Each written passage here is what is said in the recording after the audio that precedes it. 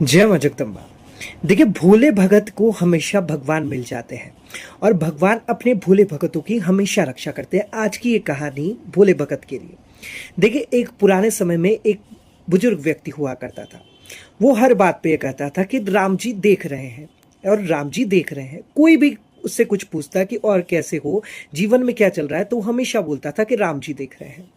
अब उसके घर में दो बेटियां थी। उनकी शादी का समय आया। उसने साहूकार से पैसा लिया। साहूकार ने उसको पैसा दिया जमीन के कागज रखकर। अब उस भोले भगत ने जब भी साहूकार को पैसे लौटाने जाता तो साहूकार कहता, तुमने गिन लिए हैं पैसे और तुमने दे दिए हैं मुझे, तुम्हें याद है? तो वो हमेशा कहता था, राम जी देख रहे हैं। और देखिए, ये उसकी भोलापन था। अब साहूकार ने जब ये चीज देखी कि ये हमेशा ना तो मुझसे साइन कराता है कि मैंने इससे पैसे ले लिए हैं, और ना ये मुझे कुछ चीज मतलब मुझसे मांगता है कोई रिसिप्ट टाइप कि हाँ इसने पैसे चुका दिए हैं। अब अंततः जब उसने पूरे पैसे चुका दिए तो साहूकार के मन में लालच आ गया उसकी जमीन को देखकर। साहूकार ने एक केस फाइल कर दिया और केस फाइल ये करा कि इसने मुझसे पैसे लिए हैं और मेरे पैसे इसने आज तक लौटाए नहीं। अब जब पुलिस वालों ने उसको बुलाया तो पुलिस वालों ने उससे पूछा कि तुमने इसके पैसे नहीं लौटाए हैं साहूकार के? तब उसने कहा कि सर, मैंने इसके पैसे लौटाए हैं और समय समय पर लौटाए हैं। तो उन्होंने कहा, आप चलिए कोई रसीद दीजिए आप कि जहां पर आपने इसके पैसे लौटाए हुए हों। तो वो कहता है कि ऐसा तो मेरे पास कुछ नहीं है। जब साहूकार से पूछते हैं कि आप बताइए किसके सामने इसने पैसे दिए, तो साहूकार बोलता है, मुझे तो कुछ भी याद नहीं है, इसने मेरे को पैसे नहीं दिए। और जब उस भोले व्यक्ति से पूछा जाता है कि बताओ कोई गवाह है जिसने देखा हो तुम इसे पैसे देते थे, तो उसने बोला कि राम जी देख रहे हैं।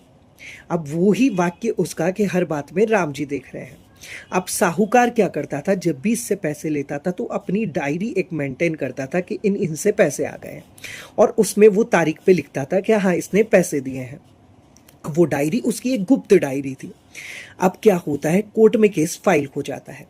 अब पुलिस वाले ने सोचा कि राम जी देख रहे हैं तो मतलब इसका गवाह राम जी है। अब वो भोले भगत से पूछता है कि बताओ तुम्हारे गवाह का एड्रेस क्या है। वहां पर अपने राम जी का मंदिर का एड्रेस, जहां पर वो रोज जाया करता था, वो एड्रेस लिखा देता है। अब ऐसी ही कोर्ट की दिनांक आती है और वो जो गवाह के लिए चिट्ठी होती है कि उन्हें कोर्ट में पेश होना होता है, वो डाकिया ले जाकर राम जी के उसी मंदिर के एड्रेस पर देता है। अब पुजारी जी जैसे ही चिट्ठी पढ़ते हैं तो उनके चेहरे पर मुस्कान आ जाती है कि भगवान, आपके भोले भगत की गवाही देने के लिए आपको कोर्ट में बुलाया गया है। अब जब भोला भगत जिस दिन तारीख आती है वो मंदिर जाता है और राम जी को प्रणाम करता है कि राम जी, आपने तो सब देखा है कि मैंने उसका पैसा लौटाया है, लेकिन वो मेरे साथ बेईमानी कर रहा है। अब आप ही को मेरे पक्ष में आकर गवाही देनी होगी।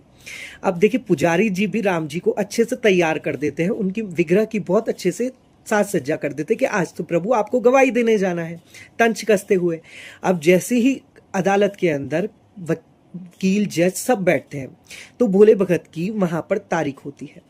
अब कोर्ट में जैसे ही आवाज लगाई जाती कि राम जी यहां पर आए, भोले भगत की गवाही दे, सब विस्मय में पड़ते हैं और कुछ लोग हंसने लगते हैं। वैसे ही वो साहूकार भी हंसने लगता है। इतने में बहुत तेज प्रकाश होता है, एक दिव्य पुरुष वहां पर अदालत में एंटर करते हैं और अदालत में जाकर कचहरी के अंदर खड़े हो जाते हैं। अब उनसे पूछा जाता है कि आपका नाम क्या है, तो वो बोलते हैं कि मेरा नाम रामचंद्र है और मैं इनकी गवाही देने आया हूँ। तब उनको वहां पर बैठाया जाता है और उनसे सवाल जवाब किए जाते हैं। उन्होंने कहता है कि क्या आपने देखा है ये पैसे इनको लौटा है? तो वो कहते हैं कि हाँ मैंने देखा है। कि आपके पास क्या सबूत है?